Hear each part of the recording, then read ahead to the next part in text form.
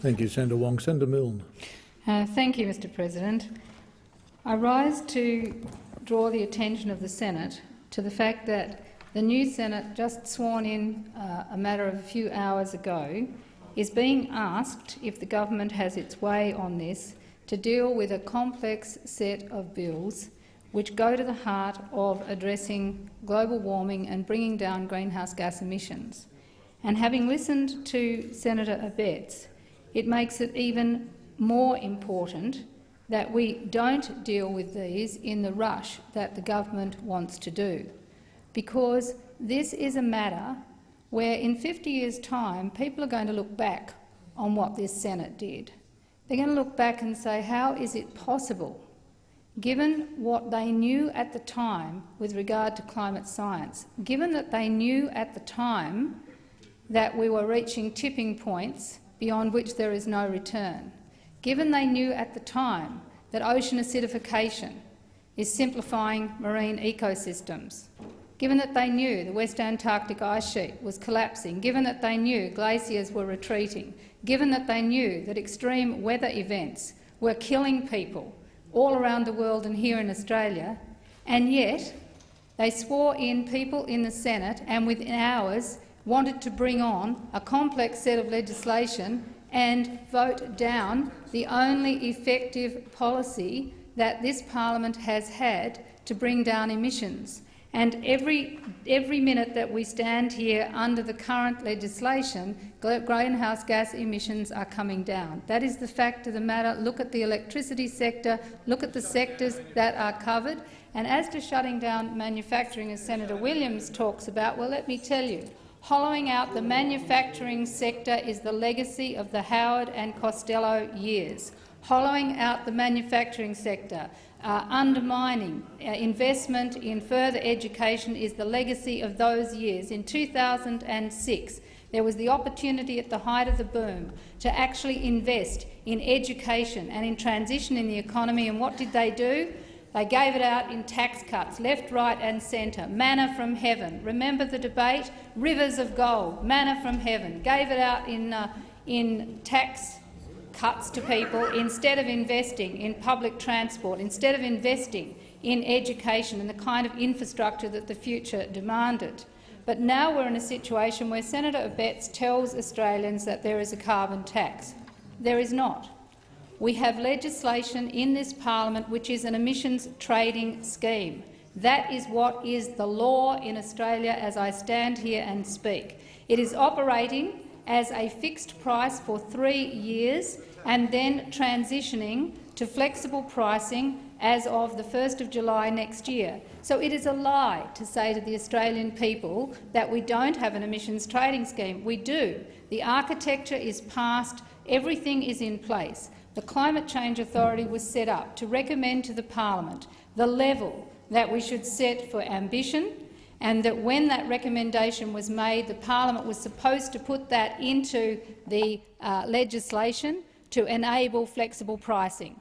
The linking with the European Union has already been done. The expectation is we will be at flexible pricing linked to the European Union next year. We could actually go to it now if we chose to do so, but the fact of the matter is we already have an emissions trading scheme.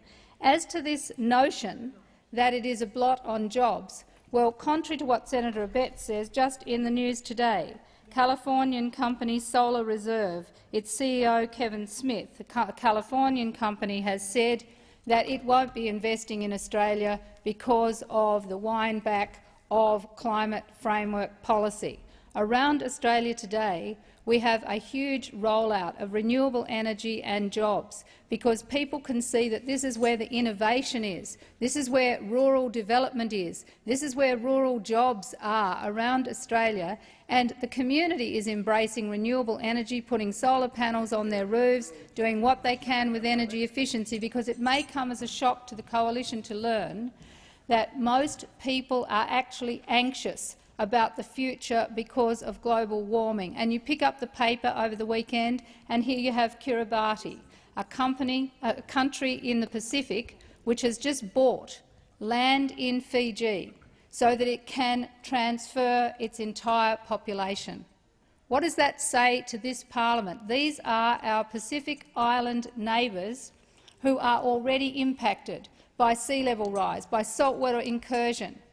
They have young people sitting there in their country knowing that there is rapidly reaching a point where they can no longer live in that country. In Tuvalu, as early as 2006, in the United Nations Framework Convention of Climate Change, up got their leader and said to the global community, "Who will take my people? Who will take my people?" Is Australia going to start recognising that we are driving environmental refugees around the world because of extreme weather events, because of sea level rise, because of storm surge, because of saltwater incursion? These are the issues that we should be talking about, but particularly here in this Senate. There is a need for everybody in the Senate, and I would especially say the new senators, to understand the architecture of the legislation and how it works. So did the new senators, for example, know that there has been a schedule added to one of the bills, Schedule 5, added to the main bill, which removes the funding substantially from ARENA, from the Australian Renewable Energy Agency? This parliament set up the Australian Renewable Energy Agency so that there was a continuum between early-stage research, pilot stage rollout of projects, through to commercialisation under the Clean Energy Finance Corporation. They were a package, and the idea was that the Clean Energy Finance Corporation profits would flow back into the Renewable Energy Agency and fund early-stage research. So it became a circular thing where the community then wasn't having to pay for the early-stage research. In fact, the rollout and profit from those projects was. Does anyone here actually understand that by repealing these bills, the government has chosen to forego $18 billion in revenue? $18 billion over the forward estimates. The Prime Minister is saying to the people of Australia he will not take out of the pockets of the big polluters. He will in fact take that out of the pockets of the community in co-payments for going to the doctor, take it out of the pockets of the community in pensioners, take it out of the pockets of the community when it comes to health and education. And whilst people have talked about the co-payments, not a lot has yet been said about the millions being taken out of health and education to the states. And speaking of the states, how many people here realise that Tasmania has had a major windfall gain because of our emissions trading scheme? The Tasmanian Hydro has made substantial amounts of money. $70 million is going into the hydro because of carbon pricing, and that goes into the state budget by way of a dividend paid into the state budget. That means stopping that means in Tasmania, which is already under the pump economically, which people realise means that Tasmania will have fewer nurses, fewer police, fewer teachers. It is coming out of the pockets of big polluters. That's where the money is coming from. That is my point. It is coming out of the pockets of big polluters because the big polluters are being asked to actually internalise the real cost of their pollution. And that's why we're saying, why should the community have to pay with their lives? Why should the community have to pay for the extreme weather events? Who pays for the massive destruction of infrastructure? Who paid for the aftermath of the Queensland floods? I'll tell you, the community did through their taxes. Billions went in that so-called one-off flood repair levy. But we said at the time it should be a permanent fund should be set up, and the big polluters should pay into that permanent fund, because every year Australians have to pay for extreme fires, for floods, for the drought relief, and it's going to go on and on. We are going to see more extreme weather events, and the community is going to pay with lives and with infrastructure, and they're already paying. If you look at the so-called savings that you are supposedly going to be making, and then you take from it the costs of cleaning up after these extreme weather events, and ask people how much are your insurance premiums these days if you live in an area vulnerable to flooding, to storm surge, to fire, you will find, if you live in Roma, the savings that you supposedly are going to make from the repeal of a carbon price are nothing compared with the fact that you can't even afford insurance anymore because of your vulnerability to flooding. That is the reality around Australia. And that's why I think we need to stand here and go through these bills and actually have people understand the connections between all of the elements of these pieces of legislation, because the future actually depends on it. When we went out and spoke with the young people this morning, I can tell you they are representative of young people right around the country. They get the climate science. They know the world is changing. They also know that it is their future, their children as well, who are going to inherit an earth that has been seriously depleted by species extinction, for a start, by the extreme weather events. They know they're going to inherit a world with more conflict. The Pentagon has already come out and acknowledged that global warming is going to be a major driver of conflict, that it is part of their military planning operations in the United States now to see that. And that is why we are saying, do not rush this. This is not a dictatorship in Australia. This is a democracy, and this Senate is a house of review. We should be reviewing this legislation and the lies that have been told, Mr. President, about carbon pricing. We should be actually reviewing that, because it has always been a lie to say that we have a carbon tax in Australia. We have an emissions trading scheme that is legislated, in place now and linked to the European Union. And we should be keeping that carbon price. And I'm pleased that Senator Lambie raises the issue of pensioners, because part of the design of carbon pricing was that people on low incomes and people on pensions were overcompensated for the flow-on cost of carbon pricing. We actually structured the compensation. We structured the compensation to overcompensate people on low incomes, and what's more, we did something which was innovative, and that is raise the tax-free threshold. The tax-free threshold in Australia used to be $6,000. We have raised it. We have raised the tax-free threshold to, first of all, $18,000 going to $19,400. So that means people around Australia on low incomes benefit hugely. Everybody benefits, but particularly people on low incomes, part-time, students and the like, from the fact that they have now got a higher tax-free threshold. And that was part of the design. That's why it's important that we have a full and informed debate on how the package worked. And why did we need $10 billion going into renewable energy that the Greens negotiated? I'll tell you, Mr. President, it is because the carbon price wasn't going to drive the transformation that we need to 100% renewables as quickly as possible.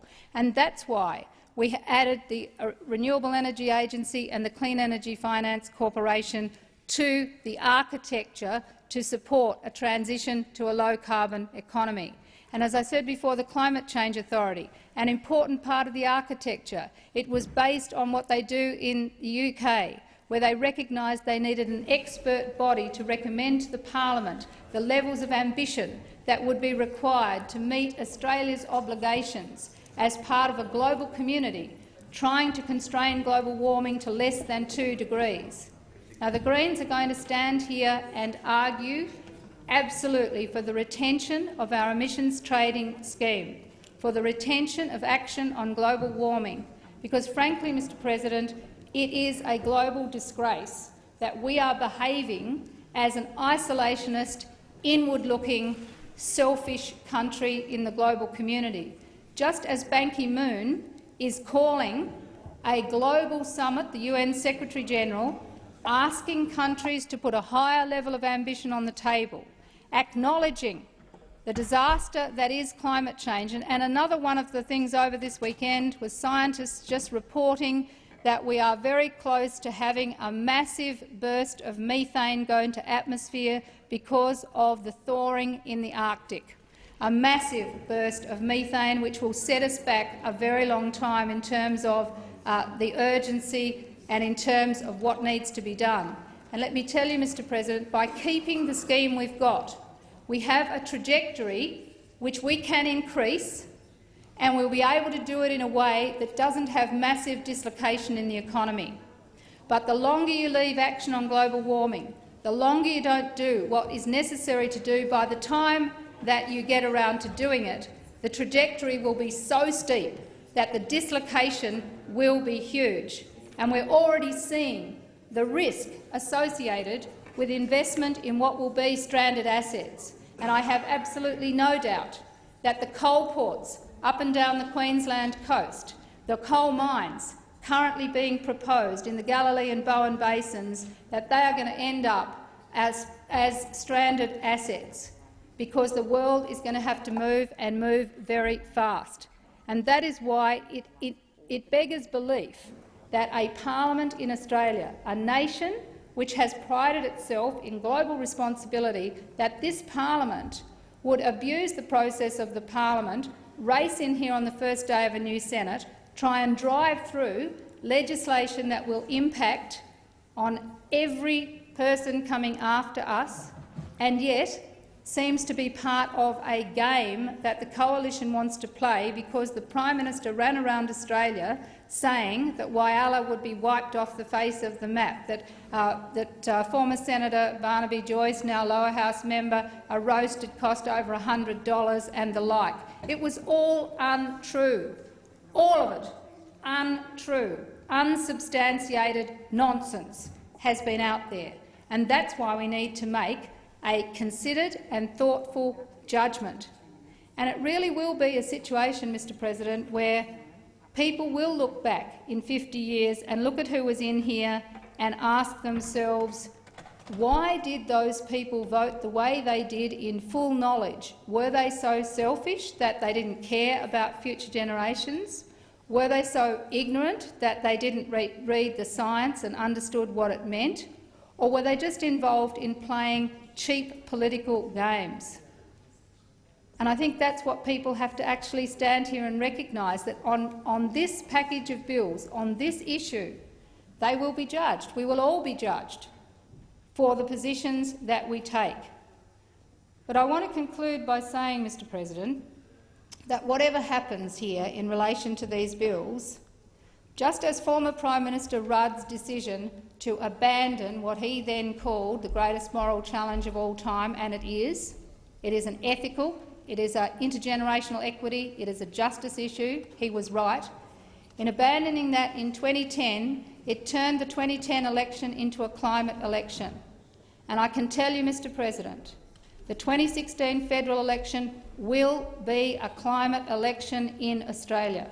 And that is because the rest of the world is not going to tolerate what Australia is doing.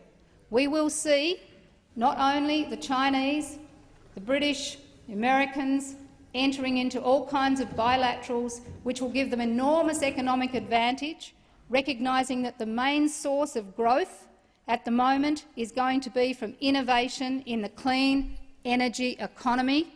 Australia will be left behind as a rust bucket economy, because we are looking back to an old resource-based dirty past as the rest of the world is investing its best brains in a clever, innovative, educated future.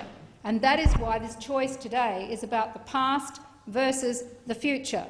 And that is why the Greens are firmly placed here on the side of the future.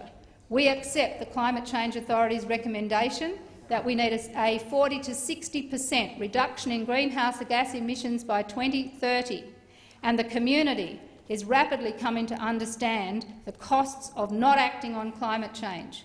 And the cost of acting is far less, and people are now seeing that this is an equity issue.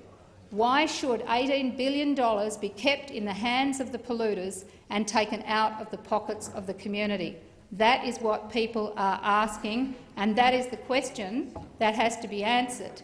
But it is because of the fact that there are so many lies that have been told, it is because there is an attempt to abuse the processes of this parliament, that we are saying here we will absolutely not support these bills be taken together, and we ask that the questions of proceeding without formality and the bills being taken together be put as a separate question.